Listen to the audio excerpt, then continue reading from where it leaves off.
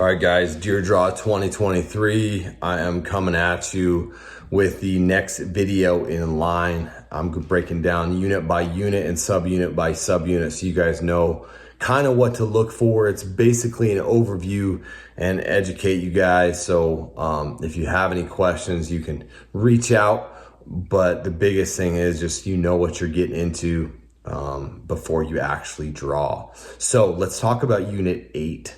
Unit 8 is one of those units too, just like 6A and 6B, where there is a whitetail population and they do divide those hunts. So Unit 8 is a mule deer only hunt, and they have a mule deer only hunt, and they also have a whitetail only hunt too, which is Coues whitetail, which I talked about earlier. So let's talk about Unit 8 as far as trophy quality. Unit 8 is honestly a unit where you can dig up a big buck. You can dig up a big mature mule deer buck. We're talking 180 plus. That being said, there's not a ton of them to go around, but it's not a unit where you're just looking to fill your tag.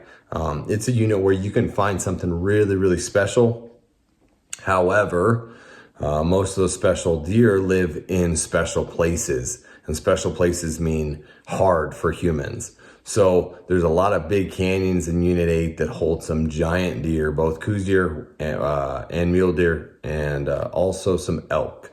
So you really want to focus on, guys, if it's your goal to shoot a big mature deer, mule deer or Coues deer, that focus on some of that country that is very difficult to access, because unlike some other units, Unit 8 has some brutal roads, has some absolutely brutal access points where it's totally difficult for your truck or your quad. It's really tough getting into some of these places, which just simply limits the human contact and human interference with a lot of these places, meaning deer usually don't get shot in those kind of areas quite as much.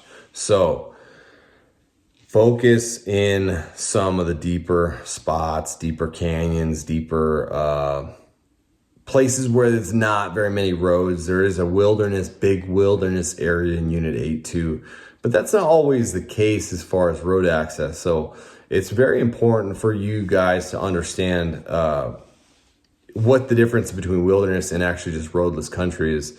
Because there's spots that aren't exactly wilderness per se, but there's not really any road access. So you got to look for some of that stuff too, where you're like, hey, this isn't exactly a wilderness area, but man, there's not a ton of roads that go in here, and it's very hard to get into. So focus your deer energy in those areas to look for the bigger, the more mature quality type bucks. The Verde River is a southern boundary to Unit 8, and I-40 is that northern boundary. So access from I-40 is very good. A lot of good camping in that northern area, a lot of good access, and some like around Bill Williams, that mountain there. There's a lot of really good access for camping and quads and all that stuff. So when you get kind of down into that southern deserty country, that roads become a little weird, and they become really, the volcanic rock can be pretty gnarly. Really, Unit 8 goes from basically desert to high pines. I mean, it's like 5,000 feet kind of on the Verde River, and then it'll go all the way up 8 plus, in that northern end. So there's a lot of difference in terrain, but primarily the mule deer populations like the lower stuff. They like it down where the junipers are heavy. They like it down where the cactus is. If you are driving around up north in the pine trees and you're not seeing any bucks, get away from the pines, get away from everybody else that's driving around in the pines that same time, and all you guys are seeing does or little spikes. Drop into some of that lower country, get some glass on some country, get in there early and establish kind of some spots where you can glass more country and kind of cover some ground that way. So that just gives you an idea what Unit 8 is kind of all about. You have, like I said, you have a big wilderness area to your east. big mountain on the northern boundary along I-40, and then a little river. We call it a river. If you're a non-resident and you hear river, and I'm talking about something in Arizona, it's usually something that you can almost jump across.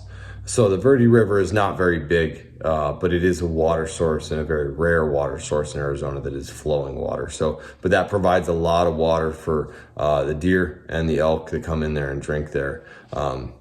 And some of that lower juniper country stuff. So there's a lot of like plateaus and a lot of like glassing knobs and a lot of different kind of country really in Unit 8. So you can kind of look and get into stuff that you prefer. There's also a lot of elk there too.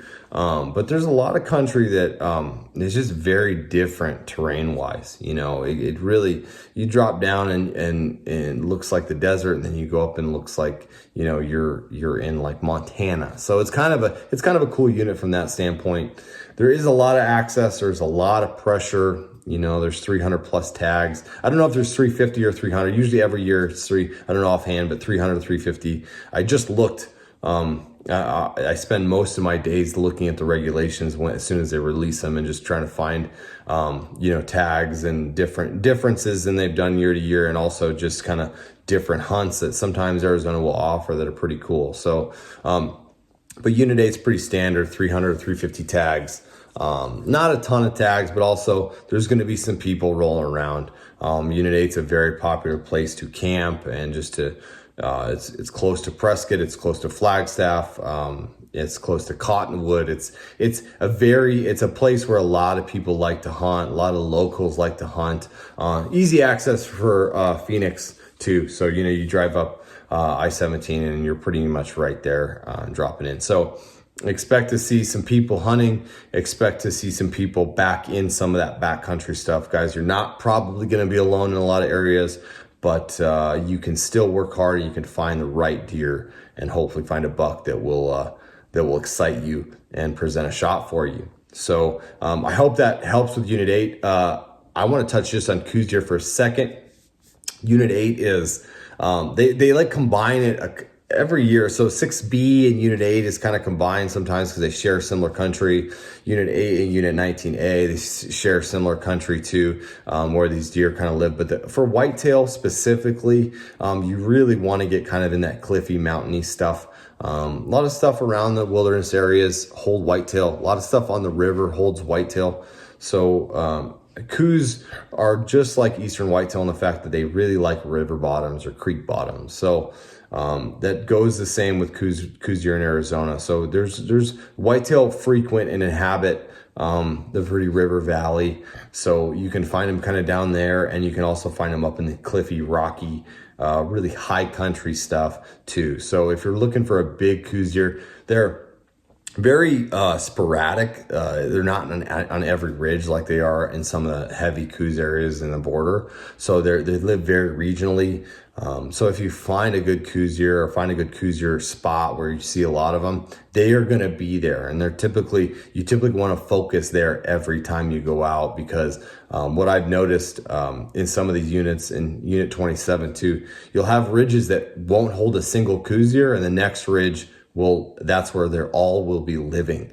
And that's in country where there's mule deer living kind of amongst them too. So just have that in mind if you draw a whitetail tag, and then have that also in mind to be very careful on what tag you're actually applying for. If it says mule deer or whitetail, they do differentiate it in Unit 8. So I hope that helped, guys. Unit 8's awesome. I love it. I live really close, and I'm always out there. So good luck.